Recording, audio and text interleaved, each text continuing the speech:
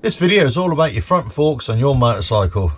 Let's split them apart and get into it. Hello, welcome to RevelatorAlf. I hope you're all well. So a very quick video here, all about refurbing your front forks on a motorcycle. I'm doing these on this Z750 project build. Anyway, so a couple of points have just come up, so I thought I'd make a video about it and maybe shed some light and maybe a few tips. So first of all, you want to get the top plug off your forks.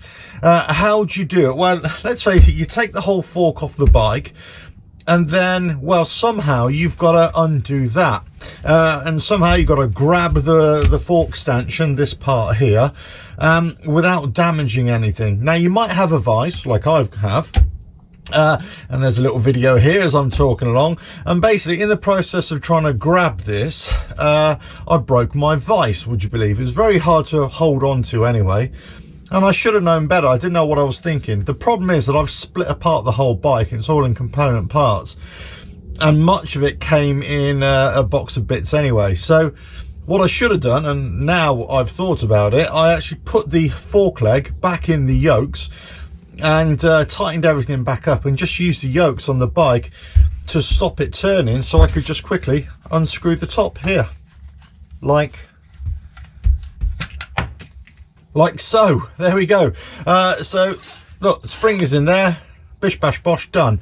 The first fork leg I did in the vise, and then I should have realized, I thought, well, why don't I just do it anyway? So if you're ever at home, you're trying to split apart your front forks and you haven't got a vise, well, actually, don't even bother with a vise, just do them in the bike. I don't know what I was thinking. Anyway, so that's number one, right? Okay, number two tip, if you haven't changed your fork oil in a while, have a look at that. I mean, this is an old project build, it came in a box of bits, as I say, but obviously this fork oil hasn't been changed in a while, so the best thing to do is change your fork oil as often as you can. So the best thing to do is periodically change your fork oil. Right, okay, let me drain off some of this oil in here and see what it looks like. I'm just going to pour it out the top.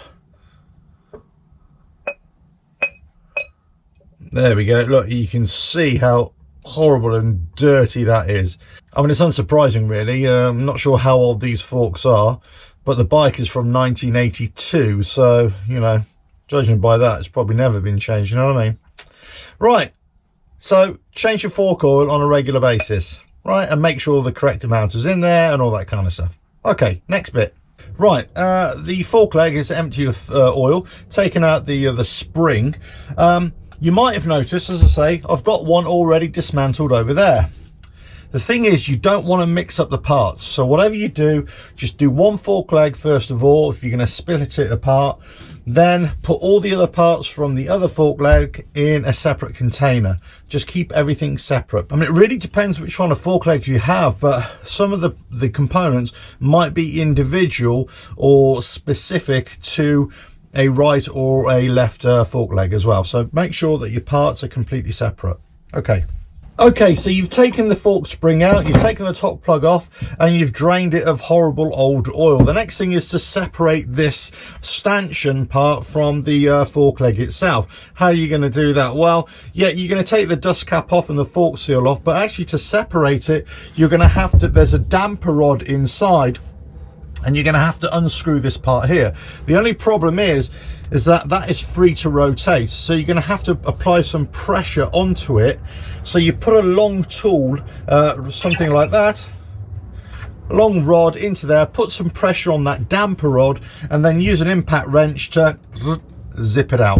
Right, so that's that. Let me take off this this dust cap first of all, and unscrew the little drain screw here, making sure you're taking everything apart before I do the last little bit, which is remove this damper screw at the bottom. Right.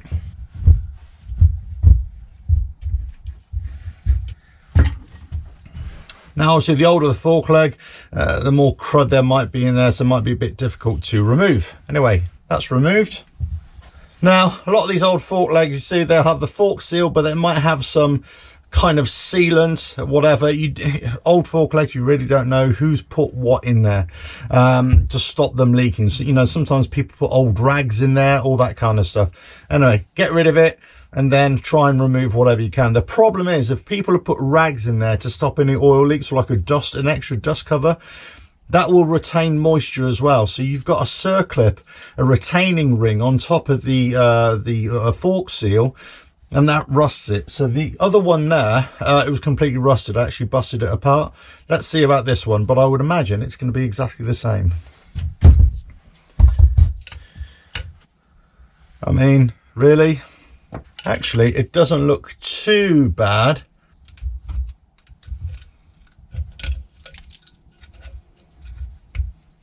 Yeah, you can see it's broken there. Yep, unfortunately, that was never going to be a winner. So, new fork seals required, definitely, but new retaining rings, definitely. So, off to eBay or Amazon for that. Right, let's get these fork legs split apart, shall we? I mean, if you're ever in doubt that your fork oil needs replacing, I mean, just look at that. How is it stripping out? Horrible. Then get my impact wrench and see if it'll undo.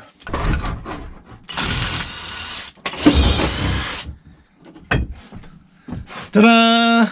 So as I say, different bikes will have different fork configurations, of course. So, but I've always found just using the spring and the pressure of the spring against that damper rod, which is in here, actually works. So let's just take this apart now. You see how easy it pops out now.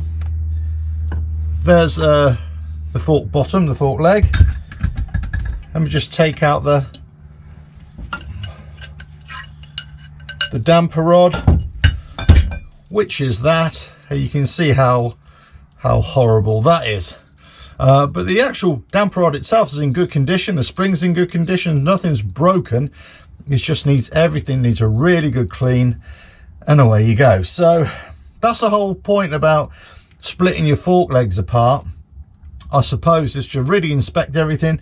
Definitely change that oil, get rid of all the horrible old oil, put new fork seals in, check the bushings as well. So as I say, it really depends which bike you've got, what fork design you've got as well, but a manual always helps. And as I say, if you haven't got a vise at home, I would say the best practice, which I should have done, of course, saying that again, I should have just kept these on the bike and then just undone the top plug with them still in place, and then just use the fork spring as well to add pressure onto the damper screw to undo it at the bottom, and then we're basically, it's just a cleanup job now. But just take everything apart, clean it all up, get the parts that you need to renew, put it all back together, bish bash bosh, and you're done. I hope you found that useful. Very quick video. So I'm in the middle of this project build where it's very, very slow project build, put it that way. But there we go. There are special tools which you can buy, or depends on which bike you've got. And let's say a service centre or like a garage, in this case a Kawasaki, they would have a special tool that goes down there, and it's almost like a knurled hexagon, well, it's not hexagonal, almost like a very large Torx bit that will go in there and holds that, but you don't really need it, really. Just a bit of that, and away you go. Right, catch you again. I really need to get cleaned up. Ta-da.